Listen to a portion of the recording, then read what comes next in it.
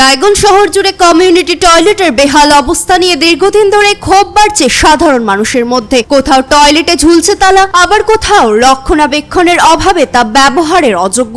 আবার অনেক ক্ষেত্রে পরিকল্পনাহীনভাবে জনবসতিপূর্ণ এলাকার ভেতরে টয়লেট নির্মাণ হলেও শহরের ব্যস্ত বাজার ও গুরুত্বপূর্ণ জনবহুল এলাকায় প্রয়োজনীয় কমিউনিটি টয়লেটের অভাব প্রকট হয়ে উঠেছে। ফলে প্রতিদিনই চরম সমস্যার মুখে পড়ছেন শহরবাসী, ব্যবসায়ী, ক্রেতা এবং বাইরে থেকে আসা সাধারণ মানুষ। স্থানীয়দের অভিযোগ, শহরের বিভিন্ন জায়গায় সরকারি অর্থে নির্মিত একাধিক কমিউনিটি টয়লেটের বর্তমান অচল অবস্থায় পড়ে রয়েছে।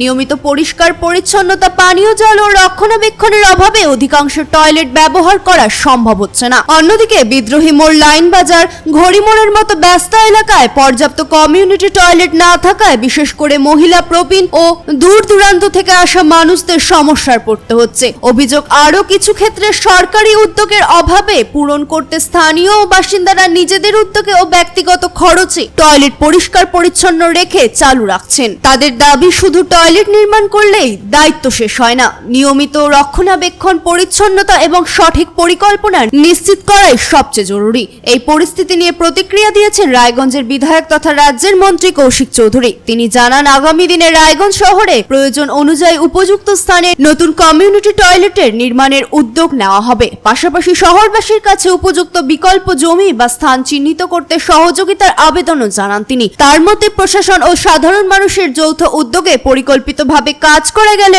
রায়গঞ্জের এই দীর্ঘদিনের সমস্যার স্থায়ী সমাধান সম্ভব। এখন দেখার বিষয় এই যে প্রশাসনের আশ্বাস কত দ্রুত বাস্তবায়িত হয় এবং শহরবাসী কবে এই নিত্যদিনের ভোগান্তি থেকে মুক্তি পান।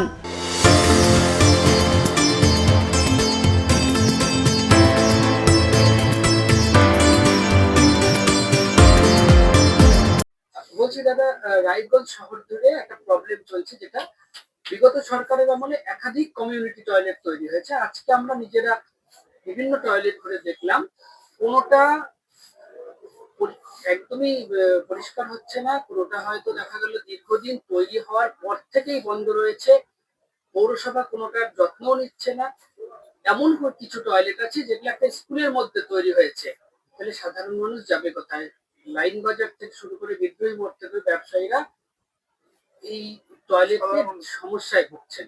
আপনি কি বলবেন বিষয়টা নিয়ে? না, এটা আমাদের নজরে এসেছে, মানে 4ঠা মের পর থেকে যখন আমরা মিউনিসিপ্যালিটিতে যাতায়াত শুরু করেছি, তখনই আমরা দেখতে পেয়েছি যে কমিউনিটি টয়লেট যে জায়গায় হওয়া উচিত ছিল, যেখান থেকে কমিউনিটির লোকজন সুবিধা পেতে পারত, সেখানে হলো না।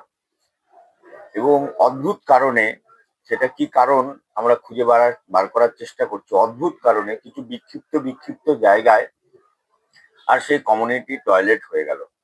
এটা একটা বিরাট বড় দুর্নীতি এখানে হয়েছে এবং এটার মধ্যে একটা বিরাট বড় চক্র কাজ করেছে। যারা যারা মিউনিসিপ্যালিটি চালিয়েছে, তারা এই চক্রের সাথে যুক্ত এবং এগুলো আমরা খোঁজ করার চেষ্টা করছি কেন হচ্ছে। এবং আপনার পরের যে প্রশ্নটা ছিল যে এইগুলো যেগুলো কমিউনিটি টয়লেট, যে অনেকগুলো পরিষ্কার পরিচ্ছন্নতার বিষয়ে সে হচ্ছে না বা সঠিক নজর দেওয়া, সেটা আপনারা ভালো বলেছেন।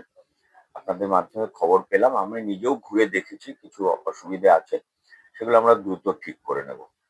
তার সাথে সাথে আজকে যে সুযোগ পেলাম আপনাদের সামনে বলতে চাই, আমাদের ইউডিএমএ ডিপার্টমেন্ট, মানে আরবান ডেভেলপমেন্টের ডিপার্টমেন্টের থেকে একটা প্রজেক্ট আছে, যেখানে আমরা কমিউনিটিতে খুব সুন্দর ধরনের আধুনিক মানের কমিউনিটি টয়লেটের ব্যবস্থা করতে পারি।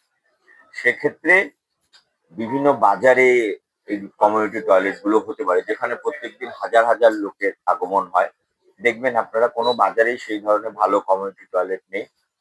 তো আপনাদের মাধ্যমে সমস্ত বাজার কর্তৃপক্ষের কাছে আমার আবেদন, বা অন্য কোথাও হতে পারে, আপনারা যদি একটু জায়গা আমাদের দেন, তাহলে আরবান ডেভেলপমেন্ট ডিপার্টমেন্ট, মানে মিউনিসিপ্যালিটি অ্যাফেয়ার্স, তারা খুব সুন্দর কমিউনিটি টয়লেট বানিয়ে দিতে পারে, যেটা বাজারে আগত ব্যবসায়ীদের এবং মানুষজনদের খুব ভালো কাজে লাগে।